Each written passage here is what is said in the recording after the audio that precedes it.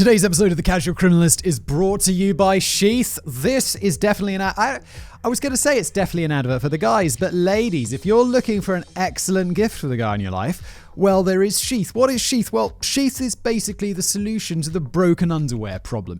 The broken underwear problem is thus. I don't know. For me, there are two main types of underwear that I would wear as an adult man. Boxer briefs or just boxers. I'm not a brief person.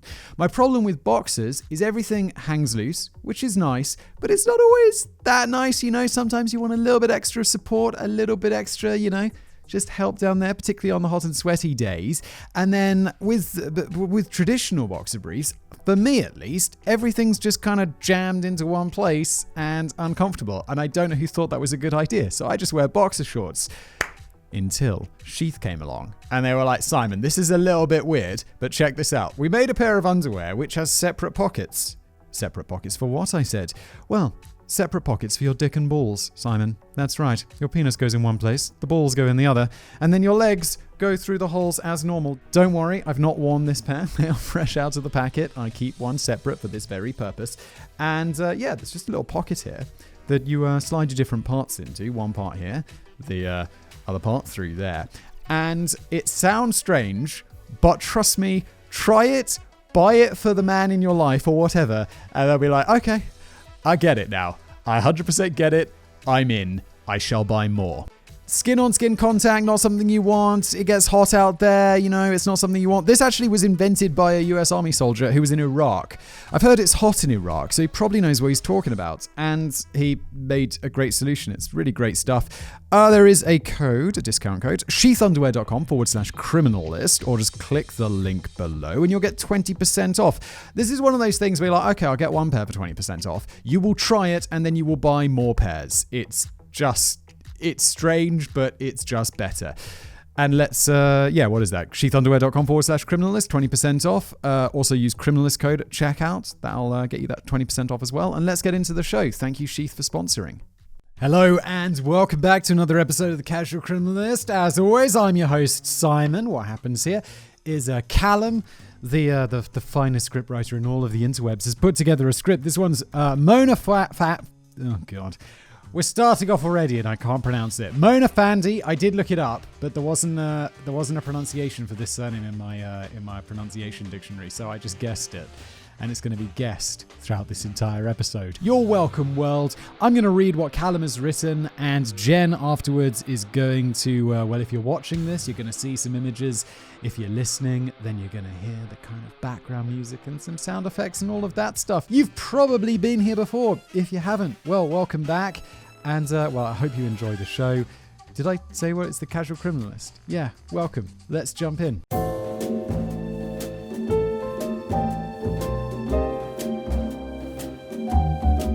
Do you believe in ghosts? For me, it's a hard no. Me too, Callum. I mean, ghosts are just people's brains going wrong. Even if I saw a ghost, I'm in my office right now, and if over there was a ghost, I don't know what it would look like. Let's imagine it's like a man with a sheet over his head.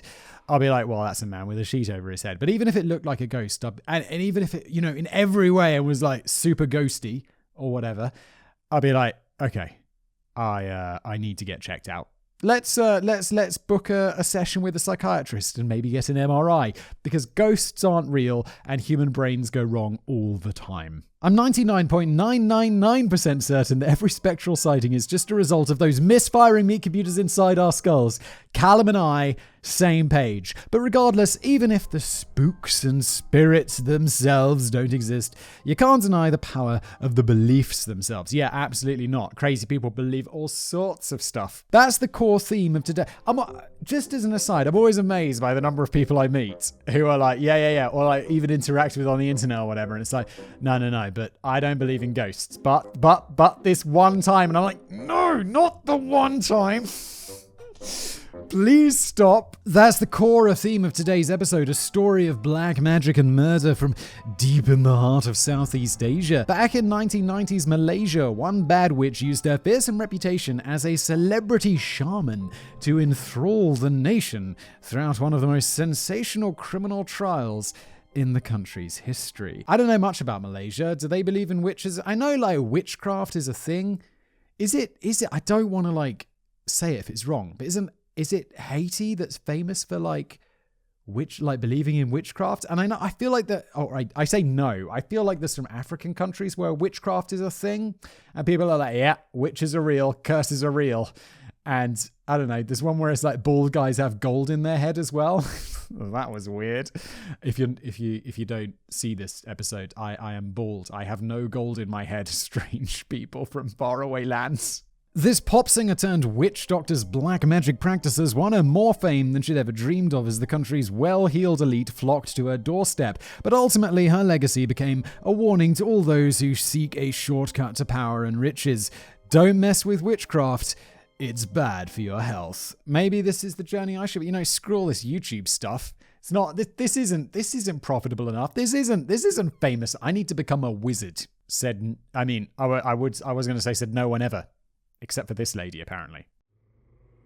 The disappearance of Datuk Mazlan Idris. Oh God, I'm so sorry, everyone from Malaysia. I'll just apologize to the entire nation of Malaysia.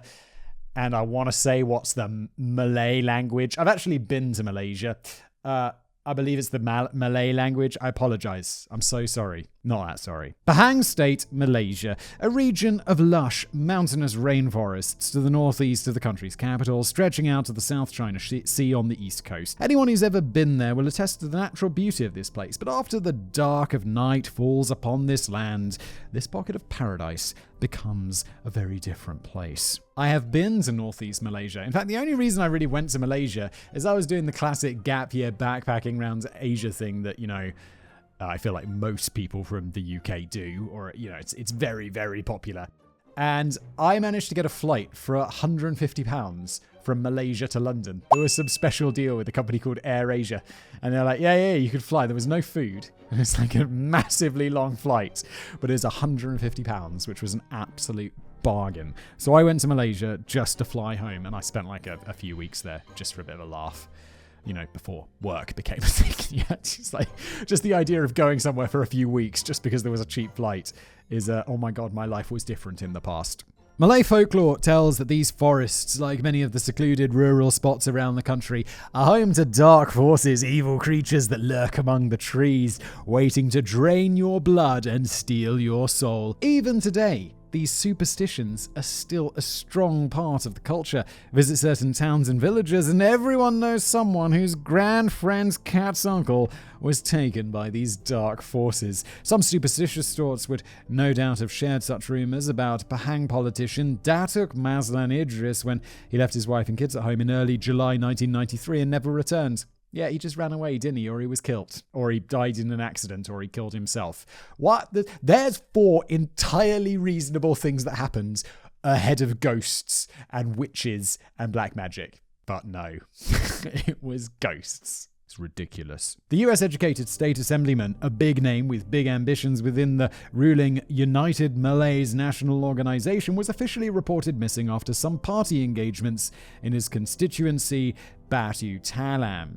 His unexplained disappearance became front-page news, even more so once police discovered the AWOL politician had withdrawn 300,000 ringgit from his bank accounts at several branches in Kuala Lumpur. Isn't ringgit the currency they use in Harry Potter? I feel like there's definitely something to do with ringgits. Unless, I don't know. It's been a long time since I read Harry Potter, and honestly, I don't really care for it that much. Which is the equivalent to about $70,000 at the time. Some speculated that, Maz was just off on a mad one. A $70,000 mad one. However, that wasn't exactly in character. Datuk is an honorific title equivalent to Sir in the UK, and you wouldn't expect a Knight of the Realm to blow off his commitments for a week-long bender. Wait, Callum, have you seen some of the people who are knighted? Like, rock stars get knighted, and I guess they're all sort of old and a bit, a bit past it by the time they get their knighted. But I definitely would have put it past them. Maybe Sir Rod Stewart, I suppose. Goddamn, Cal. I don't read these ahead, but Callum and I are on the same page today. Are we not? As the weeks passed and no trace of the ambitious assemblyman could be found, his family started to worry, and those whispers of supernatural suspicion grew a little louder. Of course, most people take these kinds of old wives' tales with a grain of salt. No serious police detective would class taken by Demon as a credible lead. Yeah, and then they find his body, he goes to the mortician, and the mortician's like, yeah, what's his cause of death? Demonized. However, for the cops working the Mazlan Idris case, those terrifying tall tales were about to become a whole lot more realistic. The break came weeks after the disappearance, and from an unlikely source, some beat cops in Pahang were out on patrol when they happened across a man off his face on drugs, which is not something they take lightly in Malaysia. Yeah, I feel like Malaysia is one of those countries where you get there, and it's like there's a big sign in the airport, at arrivals, which is like, yo, if you're smuggling drugs, you're going to be put to death by hanging, and there's going to be a very short trial. It's really scary flying into those places. You're like, oh my God, I hope I don't have any drugs on me. I'm pretty sure I don't have any drugs. I'm quite sure I don't have any drugs. And they're like, wait, do I have drugs? It's like, no, of course I don't have drugs. You don't take drugs to an airport. I'll search my bag before I go anywhere. I mean, I have a story when I once almost accidentally smuggled drugs, but that's the closest I've ever got. And it was pot, and I was leaving Amsterdam on a train. Should I tell this story? Let's just say allegedly it wasn't me, but I accidentally left a bit of pot in my bag after visiting Amsterdam. And I was on an overnight train. I'm not sure if I'd left the Netherlands, but I was like, oh, shit, I should probably get rid of this. And so I flushed, someone who's not me, allegedly flushed it down the toilet on the train. And then later on, some border guards or whoever came on with their sniffer dogs, and they were going at my bag. And then I was like, oh, that's where it was, wasn't it? It's pretty intense. And that's why I'm still free today, because I flushed it down the toilet. And in case you're wondering, no, this wasn't our renegade politician on a come down from 70 grand's worth of coke. It was actually a 23-year-old guy named Juraimi Hussin. The police arrested the young man and took him to the station for questioning. At this point, Juraimi was only facing the prospect of a little jail time at the absolute worst. But before he could sober up, he actually ended up implicating himself in a far more serious crime. His statement was rambling and incoherent at first, but the police were able to pick up some crucial pieces of information, most importantly, a name. Mazlan Idris. It appeared that Juraimi was confessing to being involved in the disappearance of the missing politician. He was probed for more information over the following hours, spinning a strange tale of clandestine deals and magic spells, par for the course on drug arrests, I'm sure. And yeah, there's a lesson. Don't do drugs, especially then don't get arrested or admit to crimes they weren't arresting you for. During Juraimi's interrogation, he mentioned another name that pricked the ears of the police, Mona Fandey, the arrested man's employer. She also happened to be the owner of a certain house in the jungle where Juraimi had claimed the most crucial piece of evidence lay waiting to be found. That's how officers found themselves driving deep into the mountains in the west of Pahang on July the 22nd. They are on a chase. This sounds like a good old-fashioned, detective adventure. Juraimi had described the place to them, a bungalow house in the middle of nowhere. More specifically, he told them that the dilapidated storeroom out back would be of particular interest. If things were really as he described, then perhaps this would be the break that they'd been waiting for. And sure enough, when the detectives entered this dingy little brick outbuilding, it was, as he said, a patch of freshly laid concrete in the center of the floor. The storied career of Mona Fandey. That's how the shit-faced revelations of Juraimi Hussin brought the cops to the doorstep of Mona Fandey, a glamorous, wealthy ex-pop star. Hardly the sort of person you'd expect to be implicated in a suspicious disappearance, but as the detectives took a closer look at her, some crucial pieces started falling into place. Fandey was a controversial figure in the community for reasons that will soon become clear, but even more pertinent, it's because she was a witch, but even more pertinent were her whereabouts at the time of Mazlan Idris's disappearance. She and her husband, Mohammad Affandi Abdul Rahman, just so happened to be in Kuala Lumpur when the withdrawals from the missing man's accounts were made. That same day, they bought a brand new Mercedes in cash, splurged on clothes and jewelry, and even scheduled a facelift so the 37-year-old singer could turn back the clock to her glory days. Oh my God, you need a face. I'm 34. It's like, oh my God, am I 3 years away from people the age where people consider facelifts? Or is this just some Michael Jackson shit where it's like, why so much plastic surgery, Michael? You looked good and now you look weird. I mean, now you're dead. This is inappropriate. But Michael Jackson did look weird. And I know he had that disease where his skin turned a different color. But it is he also had other plastic surgeries, right? Stop making fun of Rem. I'm going to get so cancelled. Stop making fun of Michael Jackson. He's dead. Oh, although then there was that documentary which didn't just make fun of Michael Jackson, but made some pretty serious accusations, which we're not going to repeat because I like not getting sued. Not that they were all that glorious. Mona, real name's Maznah Ismail, never really achieved all that much success as a pop singer. Back in 1987, she forked out cash to self-release an album called Diana 1, which featured the timeless banger we all know and love, Ku Nyanakan Lagu Ini. Actually, joking aside, you can easily find it online, and it's not that bad. It'll be getting a spot alongside Charles Manson's tracks on an upcoming Cash Crim compilation album. But unfortunately for Mona, the people of 1980s Malaysia weren't quite as enamored with her music as I am. I'm become enamored with this woman's music. After a few TV appearances, the hype died out, and she was forced to leave the music industry behind. She did, however, keep her stage name. After all, her next career move was still technically a kind of performance, just one with a little more goth flair. Didn't we say she was wealthy? So she must have done okay. After the pop music money dried up, Mona and her husband spent their 30s working as traditional shamans, known as bomohs. These witch doctor type characters are thought to be masters of magic and traditional medicine, but the catch is they're just as likely to curse you as heal you. Definitely not the sort of person you want to meddle with. Also not the person you'd ever want to go and see. Can you imagine going to the doctor and it's like, yeah, I'm not feeling very well, and there's an equal chance they'll give you a medical or maybe break your leg. They'd be like, no, I'm just going to go to the doctor that doesn't break my leg or have a chance of breaking my leg. It's like 50-50. You'd just go to the actual doctor, wouldn't you? Rather than the crazy, flip the coin doctor. What is wrong with people? It's a question I find myself asking myself a lot on Casual Criminalist. As well as going, you psycho, apparently. I read the comments. The bomoh culture was a kind of uneasy cultural truce with Islam in Malaysia. They'll use the Quran and claim to be following Islamic teachings, but conventional religious leaders usually say that these witch doctors are illegitimate and it's a dangerous sin to dabble in witchcraft. Despite all that, their influence is often extremely strong. While most bomohs are small-time village shamans, others can become multi-millionaires from their trade. Think of them like your Oriental televangelists, flashy showmen trading spiritual assistance for big bucks. That's the level that Mona Affandi and her husband were aiming for when they got into the black magic game. Luckily for her, a 37-year-old attractive female bomoh stood out against a sea of old men, a lot of whom look about as mental as you'd expect from a witch doctor. I gotta say, that televangelism thing is so wild. What's that one where there's the guy and he's like, their interviewer is like, why do you have a private jet, that you bought with your church's money, which, it's American, of course, so I don't think, they're like exempt from all the taxes and shit. And he's like, why do you have a private jet? That he's being interviewed. He's like, I don't like riding with those demons. It's like, oh my God, did you just call regular people who could fly commercial demons? Holy shit, my dude. You're going to hell, allegedly.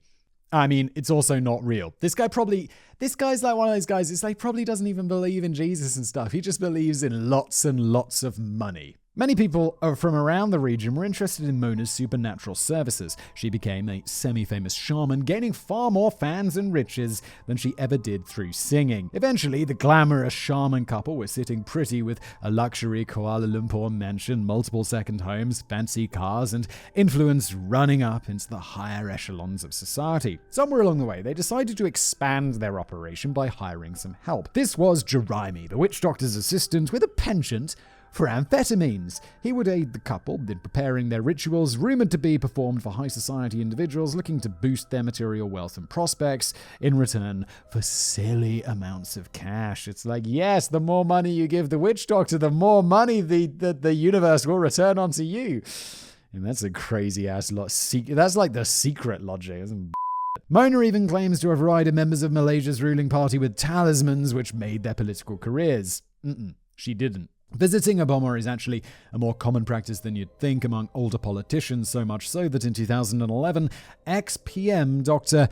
Mahathir Mohammad had to issue a statement advising against it. Given that, I think it's safe to assume that Mona was probably telling the truth, which is most likely how she made the acquaintance of Datuk Mazlan Idris back in 1993. Okay, so she did give them talismans? It's just crazy that people believe this. It blows my mind. A deal with the devil. It's not clear which one approached the other first, but what we do know is that Mona Affandi and Mr. Idris arrived at an agreement sometime earlier that year. She was to provide him a pair of talismans, a cane, and a songkok, a traditional hat that was supposedly worn by the former president of Indonesia, Sukarno. I feel like I know how to pronounce that because I might have made a video about Sukarno on my biographics channel. I'm not sure. I've made so many videos that I lose track. If you're wondering what I'm talking about, I have several YouTube channels. One of them is called Biographics. We do biographies of famous people from history. And what did Mona Affandi want in return for the magical cane of warding, +2 charisma, and the helm of Sukarno, +20 fire resistance? Not much at all, just a little token gesture. 2.5 million Malaysian ringgit, which is about $600,000. Jesus Christ, if it's that easy to get rich, I'll be a bomber as well. I do have that pair of Nike Air Maxes once worn by Churchill, after all, $1 million or best offer. Amazingly, Mr. Idris never flinched at the cost of his new gear, a small price to pay for success beyond his wildest dreams. The agreement saw him pay a fifth of the fee up front and offer up 10 land deeds as collateral for the remainder. But the politician was about to discover that dealing with dark magic has bigger consequences than just the financial. Any deal with a bomoh is prone to backfiring if you're not careful, meaning that you'll end up cursed, penniless, haunted, or worse. Oh no, I'm haunted. If only that was a real thing. And unfortunately, it seems like Mr. Idris must have incurred the wrath of our pop princess witch doctor with a dispute over the money owed. Maybe he got a touch of buyer's remorse when he realized his fancy new talismans were actually just charity shop junk upsold by a conwoman, or maybe a couple of bad days at the office proved that they never had any luck-giving properties that he was promised. Whatever the case, it appears that he refused to hold up his end of the bargain. But of course, when he filed his complaint with Mona, she adamantly denied being a charlatan. The problem wasn't her, it was him. Mazlan Idris was positively dripping in negative energy. How the hell can you expect to become Prime Minister with all of that bad juju? Despite his rudeness, Mona Affandi still only wanted to help Maz become his best self, so she scheduled a cleaning ritual that would help him better channel the powers of the items and shift all that bad luck from his shoulders. Yeah, and here's a bill, mate. At this point, he was still willing to indulge the shaman, probably because he knew full well that a refund wasn't on the cards. But what he didn't expect was that the bomber had a very different kind of ritual in mind than the one she described. Our diabolical diva fully planned on collecting the remaining debt, no matter what. Oh my god, is she going to kill him? I get the feeling it's not going to be something like a curse, because they will just laugh it off and be like, well, that's not real. But she's going to murder him, isn't she? And here we go. What a psycho. The ritual. That's why Mazlan Idris left his house that evening on July the 2nd, 1993, and drove in the dark to the rural village of Kampung Peruas. It seems that he never told his wife where he was going, probably because he just blew the kid's college fund on a fancy walking stick. And let's be real, if your husband disappears in the night to give thousands of dollars to another woman, hundreds of thousands of dollars, no wife's going to believe it's just his side witch. So, the politician made his way to Mona Affandi's unfinished bungalow house in the middle of the forest that night, and she quite rightly assumed that nobody would know where he was. Mazlan drove up to Kampung Peruas, following the directions given by the shaman couple. He turned off the paved road and onto a dirt track that led into the trees, snaking up the hillside. I feel like if she's just going to kill him, no one knows where he is. But when someone very quickly collects all these land parcels that she's been promised by him, it's going to be extremely suspicious. And people are going to be like, the witch killed her. The witch definitely killed her.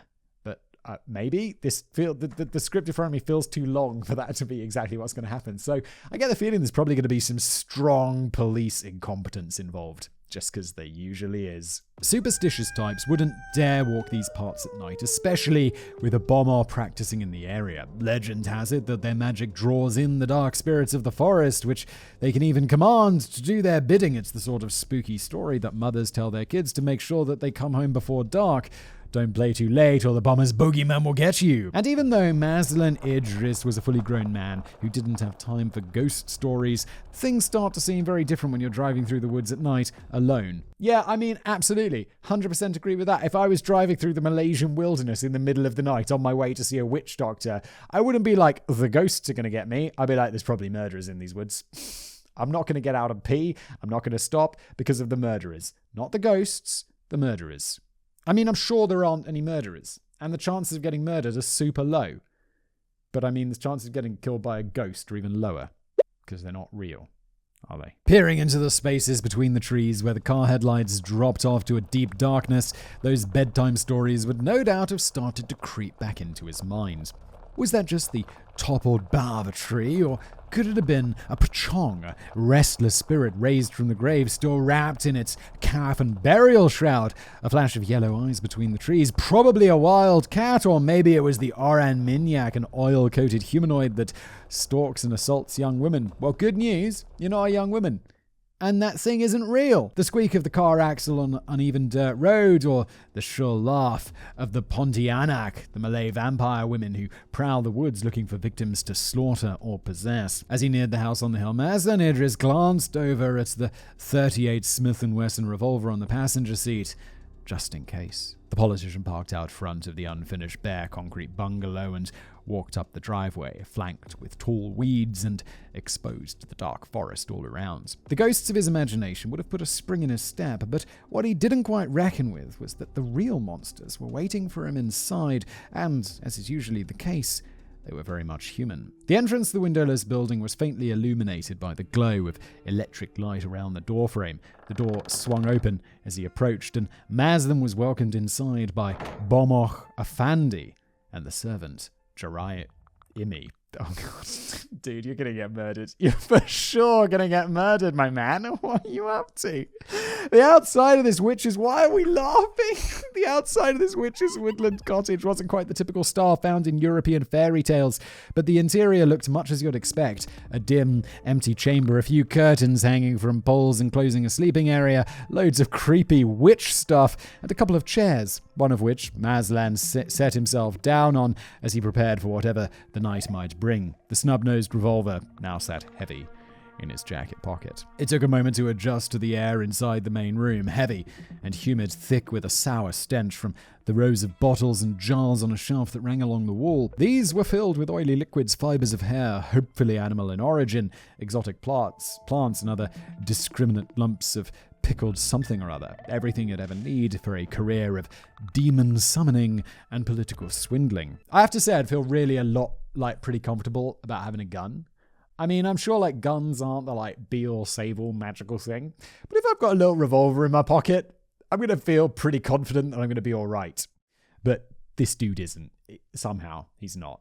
On the wall opposite was a portrait of the lady of the manor herself, Mona Fandey, painted in opulent ceremonial garb. The painting mimicked the slightly manic smile on her face as she welcomed the guest and gathered her ingredients for the ritual. While preparing her ingredients at the small altar decorated with figurines of obscure folk deities, she explained to her client what was about to happen. He was to be taken to the kitchen, in which there was a raised platform in the center. Mazlan would have to lie down on this slab while the couple performed a mandi bunga, flower bath ritual on him. It doesn't actually sound all that bad. Just chill and have a witch toss some magic bath bombs at you. It's a niche experience, but people will pay a pretty penny for far weirder stuff, I'm told. Yes, indeed. It kind of sounds like right now he's just being laid out on a kitchen, on a breakfast counter, doesn't he? What's it called? A kitchen island. They've got a kitchen island. Yeah, it's lay down on the kitchen island. Okay. And to sweeten the deal even further, the supernatural spa day would guarantee him riches and success beyond his wildest dreams. So what's not to like? Mazlan would be familiar with the ritual already. It's actually a common practice derived from royal households, but now enjoyed as a kind of traditional relaxation treatment by people from all walks of life. Nothing to worry about at all. Mona's pleasant tone helped further calm the man's nerves as the time to begin approached. As he settled into the couple's welcoming hospitality, he probably felt less threatened at being alone in the woods with these eccentrics, and definitely less inclined to whip out that revolver and start blasting. The shamans and their assistant were a picture of professionalism, and Mazlan allowed himself to start believing in their magic again. Things would soon be back on track. At Mona's signal, Mazlan Idris was led through a doorway and into the kitchen. He lay down on the top of the stone slab, which was already dressed with petals. The two bomber donned their ceremonial robes and then started dropping flowers over the politician and chanting incantations to cleanse him. 7 blessings granted as they poured basins of fragrant water over his body. This does sound just like a super weird spa day. So it's you see, I don't like spas. My wife likes spas. And so she'll sometimes drag me along, like we'll go away for the weekend or whatever. And it's just, she'll go do some spa shit. And it's like, I feel way more relaxed. I'll just go have a beer. It's like, the hotel's got a bar. Cool. You go do your spa shit. And I'm just going to chill out in the bar and like read a book and have a beer. But you look at this, like all of this weird shit going on with like petals in like a bath. And there's like milk water or mud or like chocolate involved. And I'm like, what is all this crazy shit? Like, whoever came up with this being relaxing. It's like, why am I in a bath of mud? Oh, it's very rich. No, it's not. You're just in a bath of mud. It's just weird. Sure, people will be like, Simon, it's incredibly relaxing. Okay, I don't believe you. Maybe I should try it. At one point, we're going to get a sponsor for this podcast. It'll be like, yeah, mud baths. And I'll be like, best experience ever. If that ever happens, don't believe me. I won't do it because generally I pick sponsors that I actually believe in. And by generally, I mean always. Like, I don't work with sponsors who I think are shit. Just to be entirely clear. And I mean, I guess that's because this video is the world's most shameless promotions. And it's brought to you by Rage. It's not. They keep emailing me. So you've never seen my show. When the ritual reached its climax, Affandi said, "Put your head back, close your eyes, and soon you'll feel the money falling down from the sky." Hopefully we're talking about banknotes because nothing ruins a nice soak like a roll of pound coins to the forehead. But of course, no money fell at all. Mona had something very different in mind to wrap up the ceremony. It's gonna be murder, isn't it? A silent moment passed as Mazlan Idris laid his head back, eyes closed, neck fully exposed. The flower bath was supposed to dispel the politician's bad fortune, but what he didn't know was that his luck had already ran dry. The last thing he felt was the heavy thud of an axe driven right into his throat. Holy shit. We couldn't have just used a knife. I mean, you couldn't have poisoned him. You had to use an axe to the throat. Really? Thanks. Brilliant. Juraimi Hussin loomed over him with the hatchet in hand as a shower of blood poured onto the bare floor. The first cut almost severed the victim's head entirely, which now hung by just a few red ropes of sinew and tendon. Thanks for that, Callum. Brilliant. Graphic. 2 more sharp swipes parted it from the neck entirely. Now at this point, in which the poor man lay dead and beheaded on that kitchen platform, the story becomes a little less clear. It's thought that it was about midnight when the axe struck Mazlan's neck, and judging by the state of the body, which you'll see in a minute, I mean... Callum, are you going to describe this to us in detail? Because I can't imagine there's a photograph of this, and if there is, Jen, don't put it on the screen for the video version, because that is exactly how YouTube decide never to give us any money ever again. But I imagine it's going to get a pretty graphic description. It seems as if the bombers might have actually performed another darker occult ritual on the corpse afterwards. Is there anything much darker than being slammed in the neck with an axe? I mean, I realize I just immediately in my mind, yes, definitely yes. Why did you even question it, Simon? This involved levels of corpse defilements, brilliant, that would make Dr. Frankenstein raise a judging eyebrow. But we'll get to that in a minute. For now, all I'll say is that the morning after his grisly affair, Affandi and her husband Affandi took off for Kuala Lumpur, leaving their crack-addled Igor to deal with the aftermath. Our Faustian politician never did get the riches that he was promised, but after all, the ritual was never meant to make him wealthy.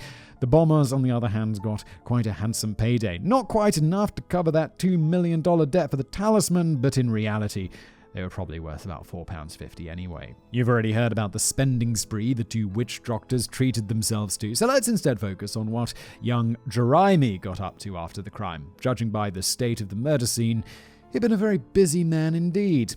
It was his handiwork that the detectives were faced with in the dingy storeroom on July the 22nd, 1993, after being directed there by the Axeman himself. The drug-addled confession, brilliant. A team was brought in to smash through the concrete cap and dig through the earth below, just short of 6 feet deep, with the badly decomposed remains of Datuk, Mazlan, Idris. He was not in good shape, and I'm betting that's not just because he was super decomposed. His body is going to have been ruined.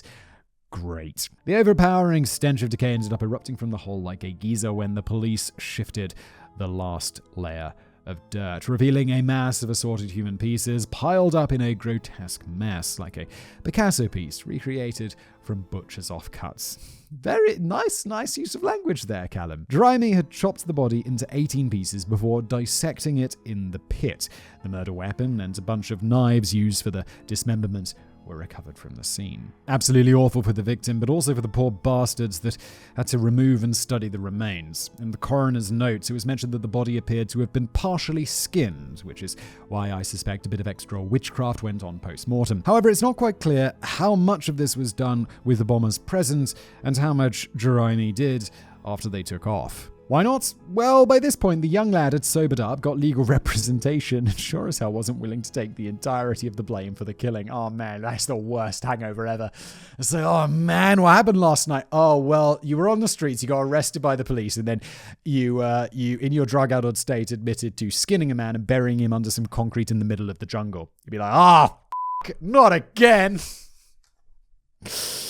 Don't do drugs. Or murder people. Also, just don't... If you don't murder anyone, it doesn't matter if you do drugs. Because you're not going to get arrested. I mean, you might get arrested by the police, but then you don't have a murder to confess to.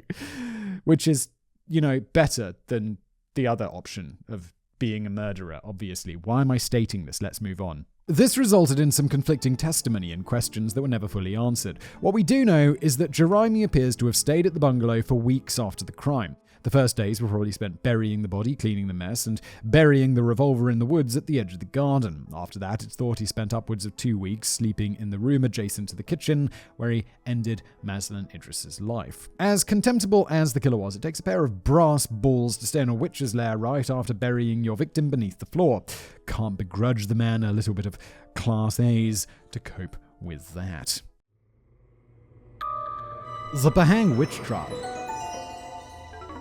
At the time Juraimi was picked up on the drug offense, his two employers had no idea that the net was closing in on them. And after the body was recovered, it didn't take long to track down the black magic maestros to their Kuala Lumpur mansion and slap the cuffs on them too. At this point, they probably regretted not just giving Juraimi a little pay rise for his troubles. Whatever they were giving him, it wasn't enough. Although, I don't know, we don't know much about him. He seemed to be quite into it. Like, he skinned the body. It's probably like, no, you don't need to pay me. I just like skinning bodies. Why, Juraimi? It would be another year before the trial got underway, but in the meantime, the press had a field day with the story of this glamorous Sherman shaman and ex-pop star, no less, than the horrific ritual murder that she orchestrated. As I said before, Malaysia is by and large a deeply religious country, and a majority of people also believe in the power of this dark magic from old folklore. Our gal Mona Fandey became the smiling, Botoxed face of those fears. Each time fresh details of the crime appeared in the papers, readers shuddered at the thought of coming under the witch doctor's deadly influence. She became a flesh and blood version of those evil spirits of folklore and bedtime stories. But there was another side entirely to her character. Mona almost seemed to be using the trial as a chance to relive her pop star days. Mona was always waving and smiling for the cameras, a constant uncanny smile, hyper-exaggerated by that surgery she allegedly enjoyed on her victim's dime. I mean, yeah, if you can't be famous, infamy's the next best thing. Throughout the trial, I honestly, I think people believe this, judging by the crazy people get up to online in order to get, views on a video. Just look at the entire prank thing. It's like, what pranks and fake pranks and all this crazy on YouTube. I hate it all. Throughout the trial, her makeup and colourful outfits were better suited for a runway than a courtroom. I mean, this was the biggest audience she'd ever enjoyed, bigger than her short-lived pop career. You can't turn up looking like a slob. Journalist Esther Ng covered the story for The Star and chronicled some of the ways in which Mona Fandey's aura of terror affected all involved. She even had the bad fortune of coming face to face with the magician murderer a number of times over the course of the proceedings. Ng recalled the beginning of the trial in 1994. Handcuffed, the ever-smiling bomoh nodded to three of us who covered the inquiry the year before and spooked us by saying, you, and you. I know you, Apakabar. Don't think I've forgotten your names. Much to our discomfort, she didn't. As she was ushered towards the Tamilok High Court by the guards, she absolutely lapped up the attention. For Mona, any publicity was good publicity, even when most of your audience thinks you're a monster. The guards parted the crowd in front in order to make way for the accused, and someone shouted out, "Mona, I love you," from among the crowd. Her surgically enhanced smile stretched out even further than before. For someone with a serious case of main character syndrome, all this attention was a dream come true. I've never heard of main character syndrome, but I absolutely understand what it means. But aren't we all the main character? I feel like you live your life and you're like, yeah, I'm the main character. But then everyone thinks exactly the same thing because, obviously you are you. On one occasion, she offered to sing for the judge and later even made a false claim to royal heritage. Other days, she signed autographs for fans or passed out philosophical notes about inner peace. In the mornings before court, prison guards would sometimes show her articles about the case in the newspapers. If she was particularly pleased with the coverage, she'd tell the assembled journos, "Thank you for putting in such nice stories and pictures." Hardly the sort of behavior you'd expect from someone accused of murder, especially when that crime carries a mandatory death sentence in Malaysia. The juxtaposition both fascinated and terrified onlookers. How could this larger-than-life figure capable of such horrific violence seem to relish every moment of her own doom? Because if you're narcissistic enough, that's more important than your life, which is an insane statement. But I mean, just look at this. This is the explanation. You're just so wildly narcissistic that you're like, yeah. I'd rather die than be nobody. Which is crazy. Unless perhaps she had already made a dark deal to dodge the Reaper. People were already creeped out enough by the idea of ritual murder, and Mona's bizarre behavior only added fuel to the fire. It wasn't long before rumors of supernatural happenings began to swirl around the trial. Whispers came from the prison claiming that strange things would happen in and around Mona's cell, objects moving by themselves, strange sounds.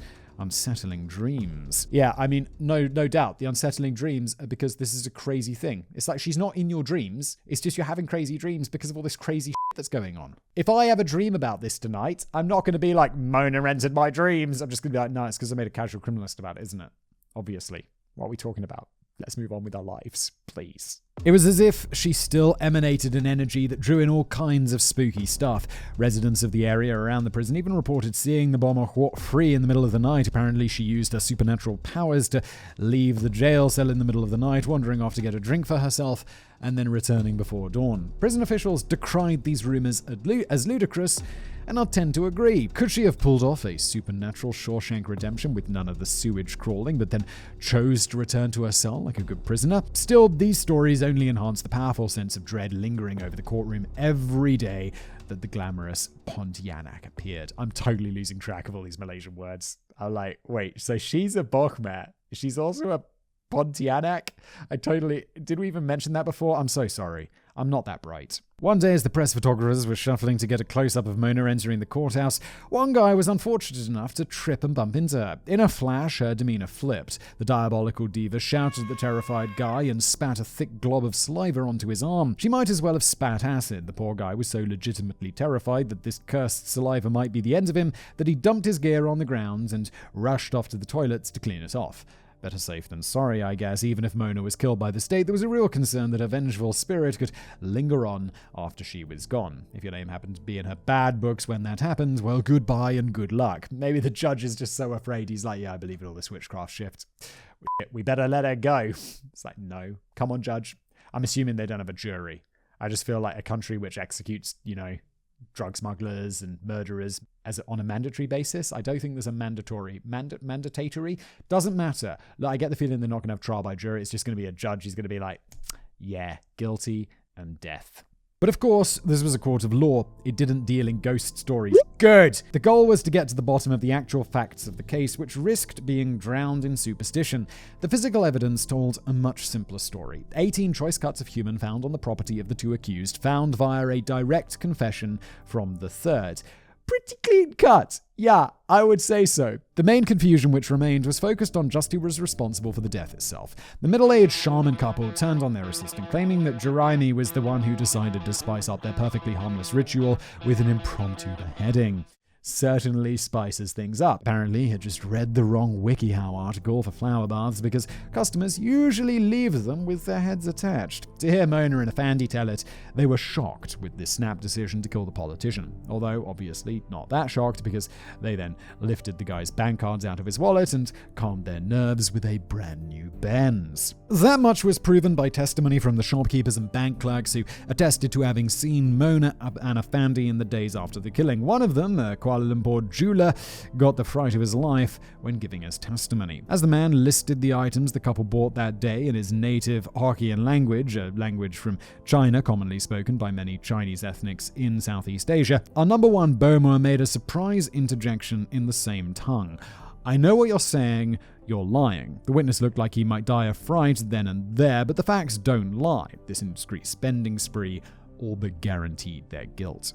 Given that, you'd have to assume that Juraimi's version of events was probably a little closer to the truth. He claimed that he'd killed the politician on the orders of his employers. Actually, what he really said was that he was under a trance brought about by black magic. I'm definitely keeping that ace up my sleeve if I ever get nicked. No, Your Honor, it was a witch's hex that made me down 20 Jaeger bombs and piss on that police car. It's like, yeah, I don't think pretending to be cursed is a defense.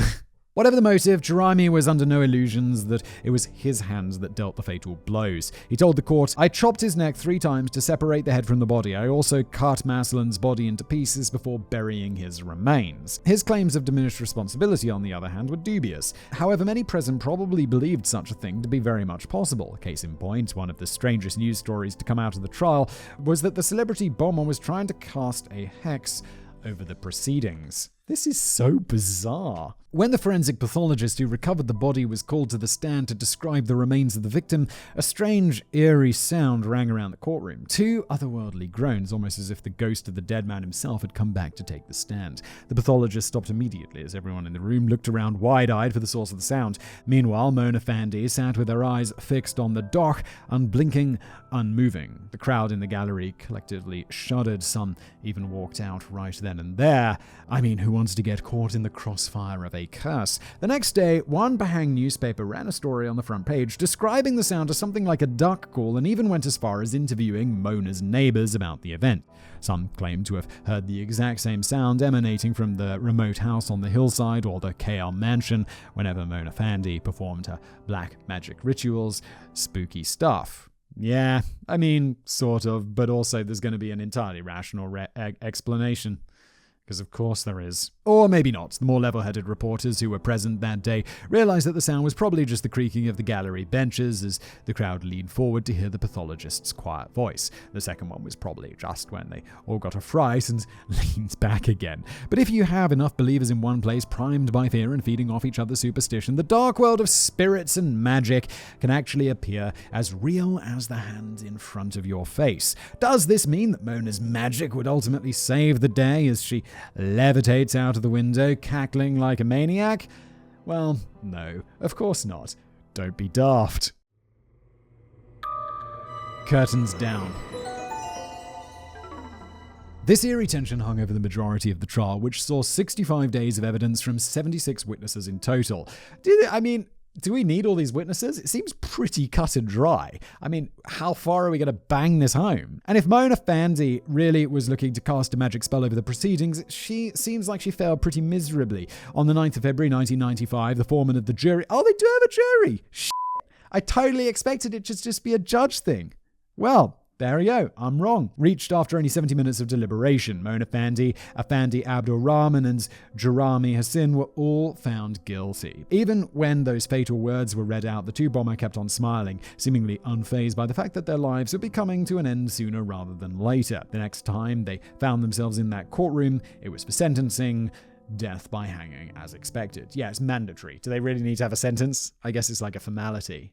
But also, they didn't technically murder him. They were just like accomplices to the murder, I guess. But maybe they have that, like, I don't know, whatever the Malaysian equivalent of the gang law is, where it's like, yo, in British law, and I'm not entirely sure if this is correct, but it's like, yo, if you're hanging out with your friends and your friend murders someone and you reasonably foresaw that he could murder someone, I believe you're guilty of murder as well.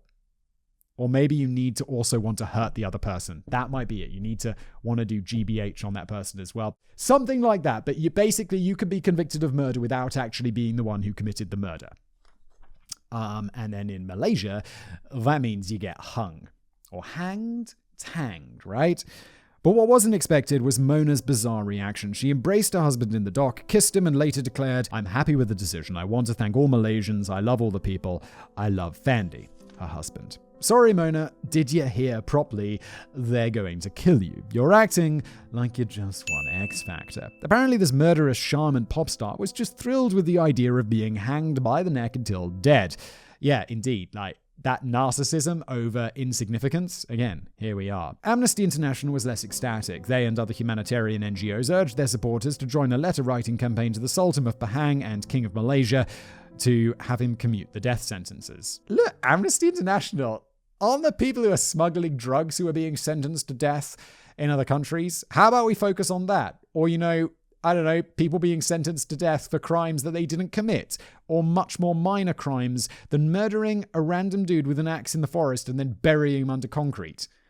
I mean, I don't want to be like, yeah, death penalty's right, and Amnesty International shouldn't have done this. I just feel like maybe Amnesty International, your attention could be better focused elsewhere. Mona's defense team also launched appeals up to the highest level, but in 1999, their very final attempt was dismissed. The death sentence was upheld at the federal level. And so, the executions were scheduled for the 2nd of November, 2001. Ever the entertainer, our bomoh queen, believed that the show must go on right until the very end. All that's left is to look at the very last chapter in her strangely fascinating life. The execution itself. For a story wrapped up in so much supernatural myth and media sensation, the ending is actually quite intimate. Yeah, and I realize I also, I'm such a skeptic. I'm like, none of this supernatural, like witchcraft and all this stuff is just such bullshit. And I realize that you've probably been listening to this episode and getting a little tired of Simon just calling this nonsense every 30 seconds. So I apologize for that. It probably was a bit much. Let's just move on to, this intimate execution, if that's brilliant. Really. On the day before they were set to be killed, Mona, Fandey and her husband were allowed an 8-hour visit with their family at Kajang prison, a last chance to share some time with their children, both from their current and previous marriages. Prison officials reported that there were tears all round as the clock reached the end of visiting hours, and the condemned passed on their final messages to their children: take care of yourselves and grow up to be good people. Despite her creepy reputation, the celebrity bomoh was never shy about showing the softer side, even during the very public court proceedings. She was clearly a people person, fond of lavishing praise upon her husband and fans at any opportunity. Had her singing career gone a little better, it's not difficult to imagine her as a beloved pop princess, gracious, glamorous, beloved by all. But of course, the fairy tale monster she became was a very, very different character. When it came time to greet the hangman, Mona Fandey decided to leave one last creepy message for the people of Malaysia to remember her by, one that would haunt their dreams for years to come. Before the first light of dawn on November 2nd, 2001, Mona, Affandi, and Juraimi were woken and fitted with hoods and handcuffs. They were then led out of their holding cells into the execution chamber adjacent. The prison doctor and warden were already waiting inside. They were alongside Justice Department officials, all of whom watched as the 3 killers were led up onto the wooden platform of the gallows. 3 nooses hung from the beam overhead. The convicts were positioned over the trapdoors with their legs bound together, then the ropes were fixed tight around their necks. The executioners made their final checks and awaited the signal to begin. It was reported that in those final moments, Mona Fandey uttered the ominous words, "Aku tak akan mati." I will never die. And then she died. Savage, Callum. Wrap up.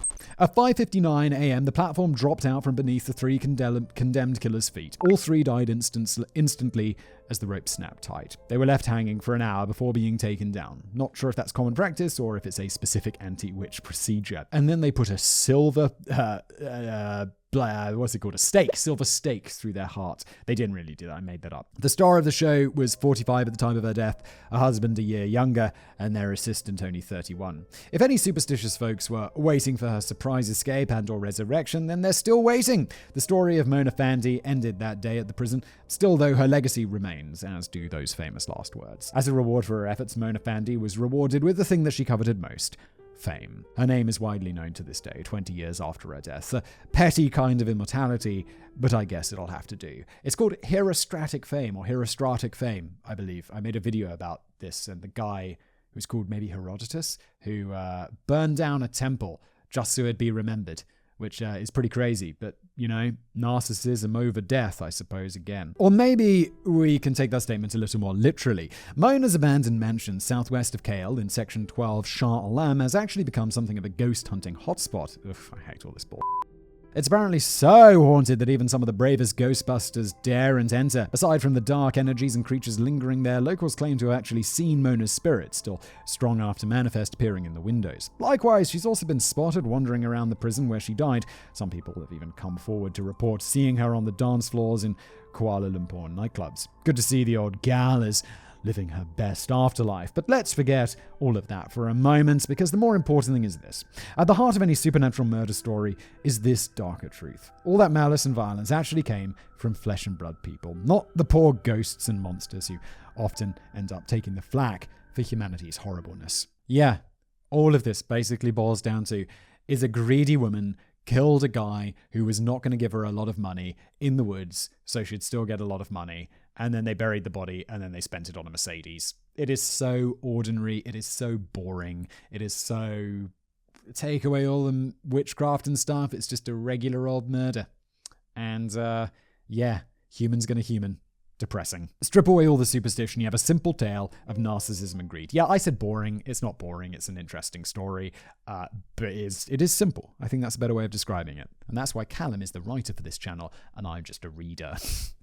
For Malaysia's most glamorous bomoh, witchcraft was just another route to riches and acclaim, and in the end, so was murder. She and her husband thought their own wealth was more important than the life of an innocent man, and if the rumors are to be believed, he may not have been the only victim. Is it possible that other members of Malaysian high society fell prey to the couple's deadly cons in the past, but the bodies were never found? Maybe these are just baseless rumors spun around unconnected missing persons cases, or maybe there are some genuine leads left unfollowed. After all, some grieving widows might want to keep things hush-hush to save attaching their family's name to this crazy, infamous case. Yeah, I mean, the person got executed, so it's like, what other outcome are you hoping for here? That's all speculation on my part, so please take it with a pinch of salt mixed with an eye of newt and 3 drops of goat's blood.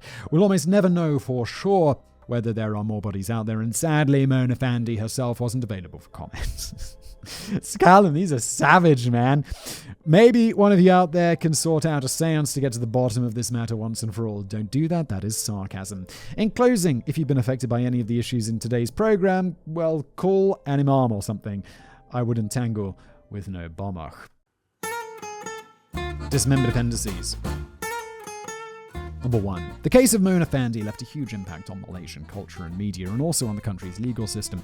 The craziness of the whole courtroom affair was actually partly to blame for the abolishment of trial by jury on the 1st of January 1995. Wow, okay, so they had trial by jury and then they got rid of it. The official reasons cited were problems in getting people to attend jury duty and the fact that they were easily manipulated by the underhand tactics of defense teams / evil wizard ladies. Number 2, 5 years after the execution, filming for a movie version of the story got underway. The production was stuck in limbo for years because of problems with the country's media censors. It was finally released back in 2018. After more than a decade on the shelf, it's entitled DUKUN. Number 3, if you want a bit more insight into the role of bombers in Malaysia, this is my favorite anecdote. In 2014, millionaire witch doctor Ibrahim Mazlan made a spectacle of himself at KL Airport by rocking a pair of bamboo binoculars, waving coconuts in the air, and chanting the Quran. The boastful bomoh claimed that it would help find the Malaysia Airlines flight MH370. Much of the Malaysian youth collectively cringed at his nonsense on Twitter, as you should be cringing right now, because obviously it's crazy. And also they didn't find that plane, so it didn't work. And the disappearance of that plane is so crazy, it's just missing still. Wild. They found part of it though, didn't they? Which, I mean, it's probably not good news. I mean, it's definitely not good news. The plane is gone. It's not landed somewhere secretly, has it? Although I'm sure there are conspiracy theories out there talking about absolutely that stuff, because of course there are. Finally, number 4. And lastly, in recent years, Mona Affandi herself has enjoyed something of a resurrection in the Twitter sphere, and not as a bad guy. Fed up with stories of corrupt, money-hungry politicians, some Malaysians have turned Mona Affandi into a meme, a symbol of revolt against corruption. Not sure I'd want a murder witch leading my revolution, but I guess I can appreciate the sentiment. And with that, I hope you appreciated this episode of the Casual Criminalist. We felt like a very long one, actually. If you did, please do. If you're watching this, please do like the video. Make sure you subscribe to the channel. If you're listening to this as a podcast, it'd be fantastic if you left it a review. 5 stars preferred, but honestly, give it what you think it deserves. And yeah, that just helps get the show in front of more people. I mean, obviously, if you give it a 1 star, it's probably not. Apple are going to be like, well, let's not show that to people. But if you give it a good review, I'm sure it does. So that would be fantastic. Thank you for listening or watching, however you're doing this, and I'll see you in the next episode.